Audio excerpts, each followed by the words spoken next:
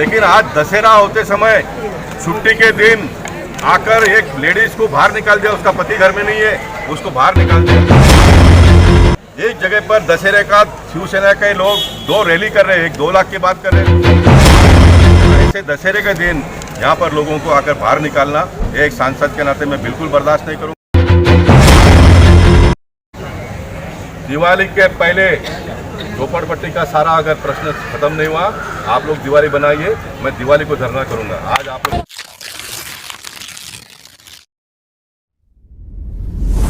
इसमें आपका स्वागत है। मैं खुशी नायक। आइए आज हम आपको दिखाने जा रहे हैं कि कैसे एसआरए के जो अधिकारी है वो दशहरे के दिन, छुट्टी के दिन भी आकर अपना काम दिलोजान से कर रहे थे और इसके पीछे की वजह क्या थी। यहाँ पर जो है खासदार गोपाल शेट्टी जी जुड़े हुए हैं और वो हमें बताएंगे कि इसकी हकीकत क्या थी, कि क्यों छुट्टी के दिन एसआरए के अधिकारी आए थे और उन्होंने क्या किया और उसके बाद कैसे माफ़ी मांगी और वो यहाँ से चले गए। इसके पीछे की पूरी सच्चाई जानते हैं खासदार गोपाल शेट्टी से। आंदोलन करना पड़ा, क्या वजह है? देखिए, पॉलिटिकल पार्टी और सामाजिक क्षेत्र में काम करने वाले का काम ही आंदोलन करना होता है। आज दशहरा होते हुए भी एसआरए के ऑफिसर लोग यहाँ पर 3 लोगों को घर से बाहर निकालने के लिए आए। उसमें से एक हमारी बहन जो यहाँ पर खड़ी है, इसको बाहर निकाल दिया उन्होंने। और यहाँ सोसाइटी के लोगों ने मुझे फ़ोन किया, मैं यहाँ पर तुरंत आया। मैंने कार्यकर्ताओं को फ़ोन किया, इतनी बड़ी संख्या में कार्यकर्ता आए, पुलिस आए, उन ऑफिसरों को यहाँ के लोगों ने पकड़ के रखा। और अब उसके बड़े ऑफिसर भी यहाँ पर आए और वो अभी लिख कर दे रहे कि हमारी गलती हुई करके। लेकिन ये लिख कर देने से समाप्त नहीं होगा। आज दशहरा है, रावण दहन हमको करने का, और मैं एसआरए के विषय को लेकर ही वो रावण दहन कर रहा हूँ। क्योंकि इस प्रकार के मानसिकता के जो ऑफिसर है, उस बस्ती में रहने वाले सभी पॉलिटिकल पार्टी के जो नेता है, वो बिल्डर के पास से पैसे लेते हैं सिर्फ, और घर बनता नहीं है। झोपड़पट्टी में रहने वाला कार्यकर्ता नेता से लेके ऊपर तक सबको पैसा पहुँचता है और पूरा रेडी होने के बाद में वो बिल्डर को बाजू में रखकर दूसरे बिल्डर को लाते हैं, फिर दूसरे के पास से पैसे लेते हैं। यही सारा धंधा होता है पूरा। एसआरए में कोई घर बनता नहीं है। इसलिए मैं बहुत दिनों से लड़ाई लड़ रहा हूँ।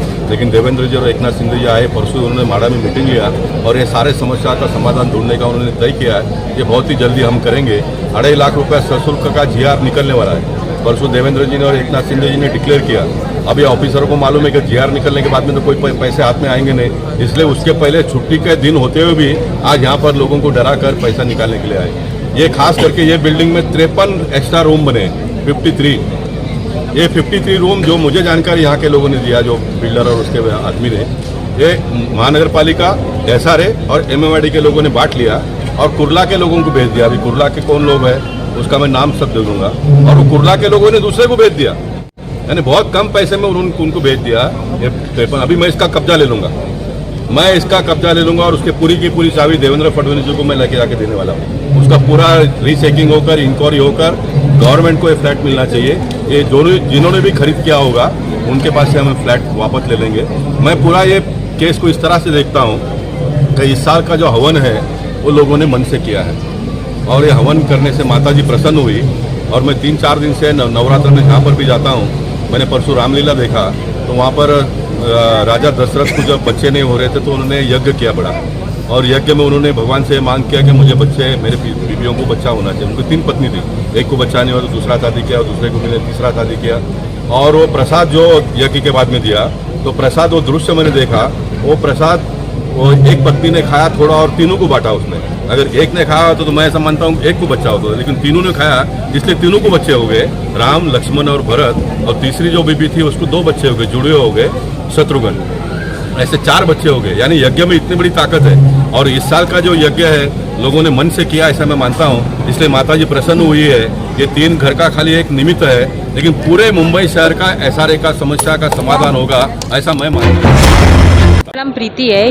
ये रूम मेरे काका का है जो फिजिकली हैंडीकैप है, चल नहीं सकते, व्हीलचेयर के अलावा वो चल ही नहीं सकते।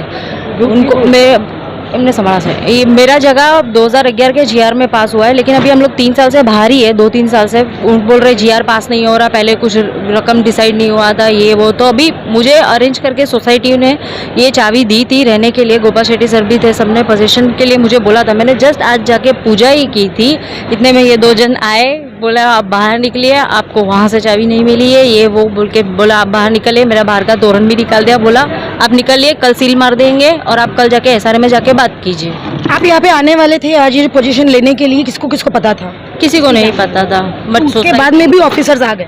हाँ, और सोसाइटी ने लेटर लिखा था बकायदा SRA में कि हम लोग ऐसे पोजीशन ले रहे हैं, लेकिन मैं आज आने वाली थी, ऐसा कुछ किसी को कुछ पता नहीं था। ओके, आज छुट्टी के दिन भी SRA के जो ऑफिसर्स थे वो आपके लिए अवेलेबल हुए, इसके बारे में आप क्या कहेंगे? अभी हमें इसके तो बारे पता है कि जो ऑफिसर्स होते हैं वो तो बिना छुट्टी भी जब 100 बार जाएंगे तो उसके बाद एक बार आते में हैं। एक बात बोलूं, मैंने ये इशू के लिए मैंने SRA की हेल्पलाइन पे कितनी बार कांटेक्ट भी किया, तभी कोई लाइन पे नहीं आता है। बोलते थाने में कांटेक्ट करो तो बोले बांद्रा का है, बांद्रा में कोई लाइन पे नहीं आता है। तो फोन पे जो अवेलेबल नहीं रहते वो फिजिकली कैसे आए वो मुझे समझ नहीं है।